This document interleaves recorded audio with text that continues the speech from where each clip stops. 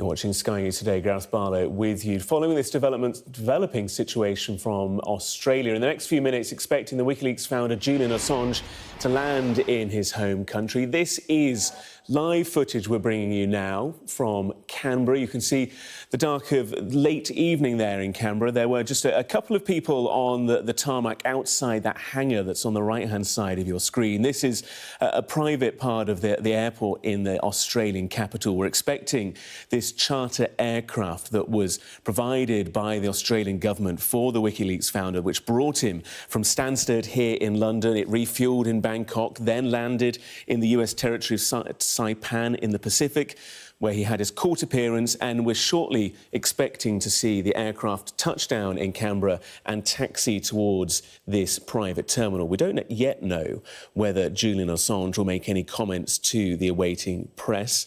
He didn't make any comments while in Saipan, but this all brings to an end this 14-year legal battle. And in the last few weeks, pressure increasing from the Australian government, led by the Prime Minister, Anthony Albanese, and that's led to pretty swift-moving developments in the last few days. And also in Australia is Julian Assange's family, who are eagerly awaiting his arrival, including his wife Stella and his two young children. Just looking at flight radar tracking, it does look as though the private charter flight is very close to the airport indeed. Well, also at the airport is our very own Cordelia Lynch. Cordelia, this is a moment that both the WikiLeaks founder's family and also their supporters have been waiting for many years.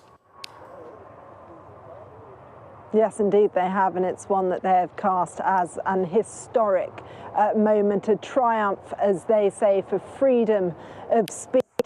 We're expecting the plane to touch down in the next few minutes. As I understand it, his wife Stella will be accompanied alongside his father John as well, who are coming to this base, this private runway, to see him return to Australian soil. We have heard some of the strongest comments yet from the Prime Minister of Australia, Anthony Albanese, who said that this is what standing up for Australians look like. And I think we can just actually see on the pictures on your screens there, the plane coming in to land. This has been a protracted fight for Julian Assange. It has also been a very lengthy journey, one that started, of course, after leaving Belmarsh prison, and he went to that US court in the Pacific Island, where he pled guilty to that one charge of espionage. Originally, he faced 18 charges, but it was just one that was levelled at him in a plea deal. It means that he would need to seek special permission to return to the United States. I understand from his team tonight that they will be seeking a pardon from Joe Biden, but at the moment all focus will be on that reunion with family. This is a moment they have waited so long for. When I spoke to Julian Assange's father, John, a little earlier today, he said that this was just a pure moment of joy, that he was looking forward to his son enjoying the normal things in life, walking along the beach, feeling this winter weather that we're experiencing here in Canberra, spending time with his children. He'd hoped that he too would be able to share a coffee with his son, all that sort of normality of day-to-day life his son hasn't been able to enjoy. And I think, forgive me for this very loud noise behind me, but the plane is coming in here, and I think you'll just be able to see it. We'll just walk you over. Bear with me, I hope you can still hear me over the sounds of the jets. But this is something that at times the campaign feared they would never reach. But there you see that jet coming into view. We'll have to see if Julian Assange in any way wants to address the press. We understand he's holding a press conference later on this evening in Canberra. We also expect in the next 24 hours to hear from the Australian Prime Minister. His wife Stella has described Julian Assange's wife Stella being elated and exhausted and excited, and talked about this groundswell, this shift in the political environment globally. We know that there has been cross-party support for this return to Australian soil for Julian Assange. We know that there's been vociferous talks with the White House and that there's been a shift too in American thinking away from US prosecutors pushing for charges to more of an acceptance, and they arrived at this plea deal of just one single charge of espionage, and that has resulted in what we see before us tonight. We've seen a few images from Julian Assange along his journey on this private jet, a jet that cost $500,000. They will have to pay for that. So as I understand it, they've been able to crowdfund already $300,000 of that. That gives you an indication of the level of support for Julian Assange. Julian Assange landed about 5 or so minutes ago. Vaughan, it's a name that many people, especially here in the UK, in the US and Australia as well, will know. Few people, though, have met him. Just tell us a little bit, give us a little bit of insight into Julian Assange, the man himself. As a person, he's very approachable. I mean, he lived with me for 13 months, so I know him very well. He was somebody who I found, for all his obvious intelligence and sense of understanding. I mean, he'd seen so many documents. He knew quite a lot about the way the world worked. He was always interested in the opinions of every single person he met. It was quite extraordinary. He always gave people time and always wanted to know other people's opinions. So he was very approachable and very easygoing. He got on very well with my children, who were very young then, in their sort of 5, 6, 7, and they adored him. So no, he was easy as a guest, I found, and I liked him. Vaughan, really appreciate your insight. Our correspondent Cordelia Lynch, who is in Canberra for us, is standing by. Cordelia, what more can you tell us? Hello, Gareth. Yeah, well, amongst the many press here are also some of Julian Assange's supporters who have so consistently stood by him. One of those is Kerry. Tell me, Kerry, where have you come from tonight, and what does this mean to you?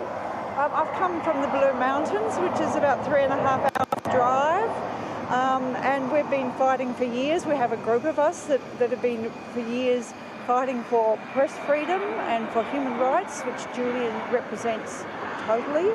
He represents for us the bravery of Australians and the truth-telling. And we don't want America to think that we are a suburb of America, that they can come and just pluck citizens out and take them for their system, deny him his rights of freedom of speech. It's incredibly important for us that Australia is a free society, and we want our citizens to be free, and we're very proud of Julian, really proud of him, he understood the consequences, and he nevertheless understood also the importance of people knowing what was happening in Afghanistan and Iraq. And Kerry, tell me, what do you think has ultimately shifted the dial? Why this sudden change and the freedom that we're going to see now? And I think we can see a couple of people making their way off the plane now, Kerry. Sorry to interrupt you. Right. Obviously waiting to see Julian Assange, whether he might emerge in the next few moments, whether he might come and try and speak to supporters like yourself or not. But for you, why do you think this shift? I think it's been building over the years as Australians in particular got angrier and angrier, and more to 80% wanted him free. So our politicians realised that. We were visiting our politicians, warning them that it mattered.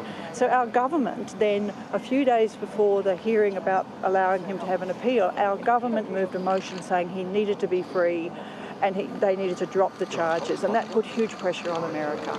And Kerry, Anthony Albanese, I think we can see him now. That is Julian Assange just stepping off the jet. Welcome home! You made it! Thank you, Julian! Thank you for everything! You can see big waves there to the waiting crowd from Julian Assange, alongside, I believe, his wife, Stella. Well done! How are you, Mr. Assange? How are you feeling?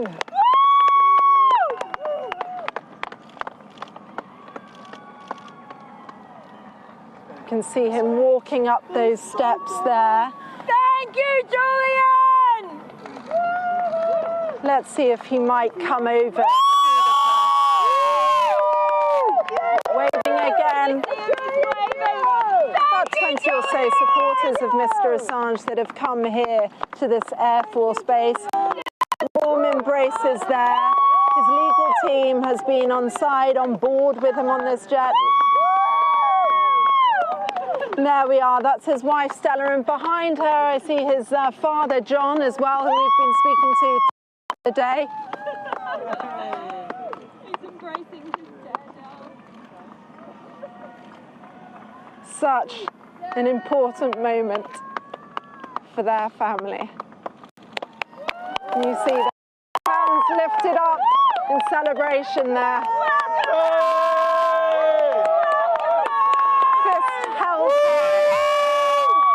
After 5 years in a high security prison, Julian Assange is walking free tonight. There, a kiss for his wife, another wave to the crowd. There must have been moments when he thought this would never happen. We are hoping to hear potentially from him a little later on this evening. John, also a very vocal campaigner there, just waving to some of the supporters. So, Gareth, the key moment, back home on his native soil,